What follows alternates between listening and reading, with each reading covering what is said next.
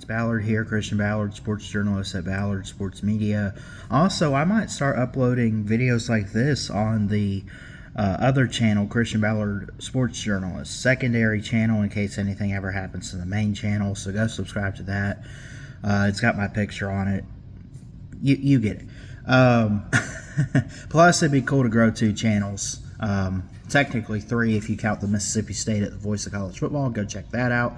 But today we want to look at Fresno State and Kansas, a game this weekend. I believe it looks like it is on Saturday on the 23rd, alongside Iowa State and Kansas State. But this game, a night game, early evening, whatever, 6:30 on Fox. Tickets as low as $40, by the way. The line favors Kansas by 13 points. Understandable. I think Kansas probably a better team than Fresno State, probably even by a country mile. I like Fresno State, though. I think they're always one of those interesting group of 5 teams. Could make some noise, could make a run at the top 25, could make possibly a playoff appearance if they can win the Mountain West this year. They'll have to compete with UNLV and Boise State and teams like that, but they'll be really, really good, I think. Let's start with Fresno State, though. Talk about what they got coming in. They lose quarterback Mikey Keene. Now, I don't have it in front of me. I don't know if he transferred or if he just... I might recall seeing him get picked up as an undrafted agent. So I think he went pro because he has been around for a little while. But they got some freshmen. They got Jaden Mandel. Is 6', 206, a sophomore from Clovis, California. He's probably going to be the go-to guy unless something can happen with maybe a freshman in Jonathan Kraft or Carson Conklin. E.J. Warner is a senior for Fresno State. Transfers in. But I don't know. Then you have running back Elijah Gilliam is back. Bryson Donaldson was a key guy last year. He's back too for his sophomore season. Undersized type running backs, at least under 6 foot, except for Brandon Ramirez at 6 foot even. Anyway, I don't want to spend too much time on this video talking about Fresno State. Here's what I will say about them. They have shown that they can compete in the Mountain West. They have shown that they can be one of those group of 5 teams, but they always fall short at the end of the season. I think last year, obviously, with teams like UNLV and Boise State, they just kind of got in the way, but Fresno State was still one of those teams. Kansas comes in favored by 13 points. What's to like about Kansas and Lance Leipold? Well, I'll say this. Last year, I loved their quarterback play, and I loved their offense. I loved Luke Grimm. I loved Devin Neal.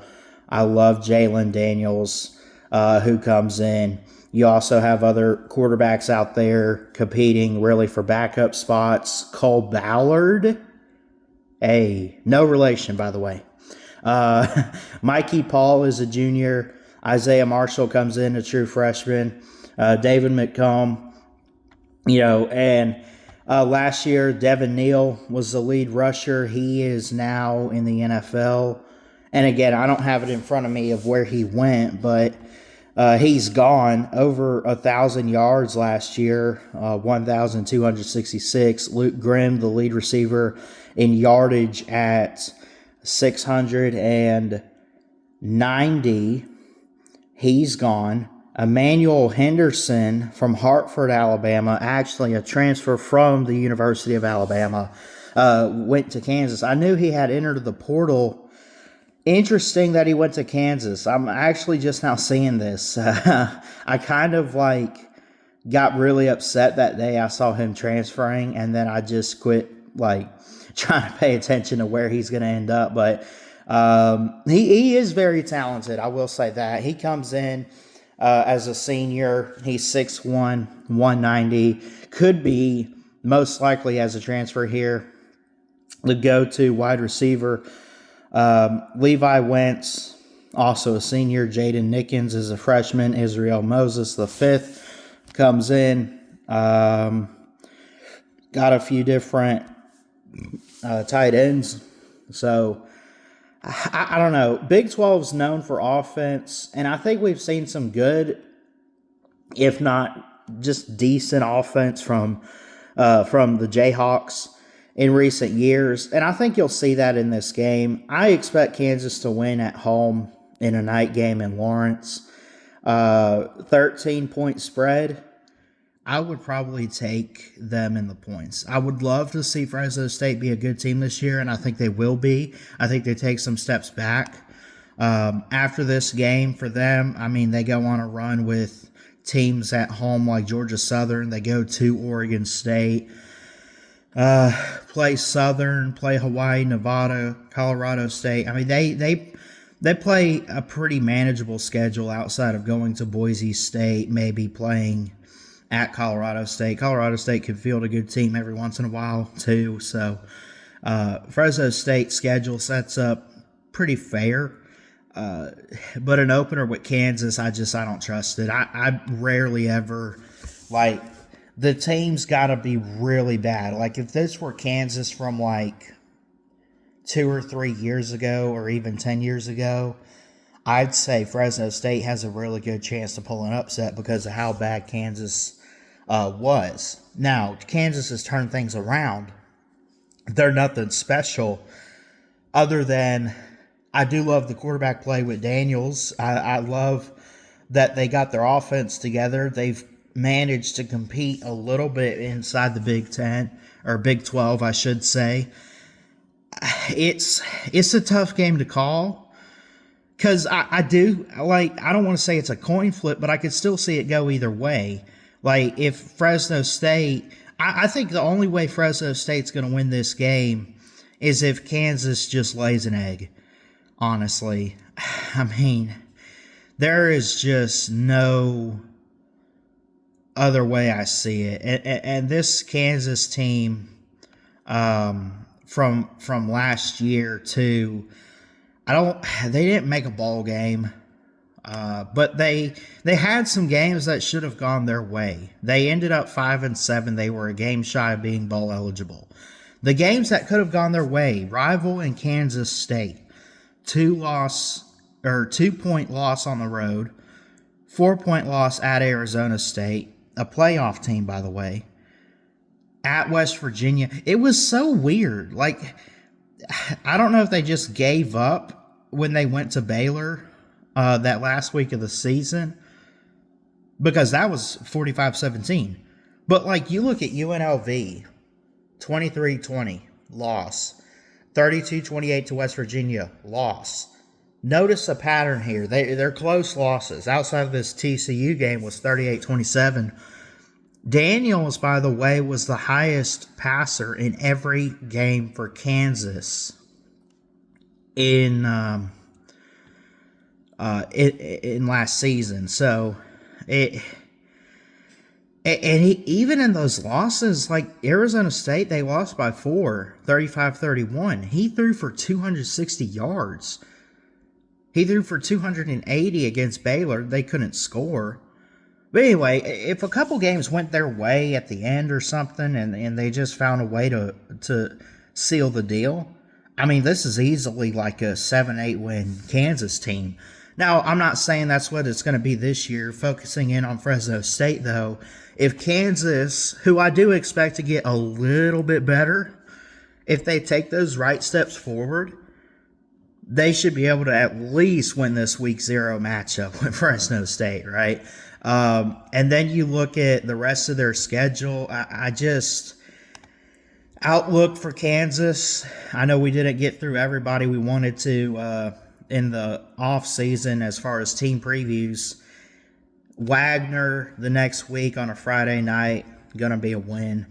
At Missouri is probably going to be a loss, but that's a game you want to keep an eye on. Then you come back, you have a bye week. And then on September 20th and 27th, respectively, you have home games with West Virginia and Cincinnati. So the schedule sets up pretty fair to get a good head start before you take on ranked teams in Texas Tech, Kansas State. I'm not going to say too much about Oklahoma State. Rough year last year, but maybe they turn it around. They're not ranked, but we'll see. And you end the season with teams like Arizona on the road, Iowa State off a bye week, and then Utah at home. So I think it's a manageable schedule for Kansas at the beginning. Didn't mean to go off on a tangent about Kansas as a whole, but I expect them to win this Fresno State game. Week 1, I would take them in the points. They're favored by 13, as I mentioned. Night game at home. So give me Kansas. Give me the points. Score prediction. It's tough to say. I mean, they could score maybe 30-something, 40-something points if they wanted to. They're going to give up some points to Fresno State, I believe. Maybe give up 20, 21 points. Maybe less than that. I'm not going to predict a score necessarily, but I do like the fact that Kansas is favored. I like them at home, and I ultimately like them to have a good season. I like Fresno State to have a good season too. I mentioned some of their opponents. They're probably going to lose to Kansas, might lose to Oregon State, might lose to Boise State. I mean, you're looking at 3 or 4 losses. I like them to make somewhat of a run in the Mountain West. They'll be in a bowl game somewhere, but yeah, I don't know.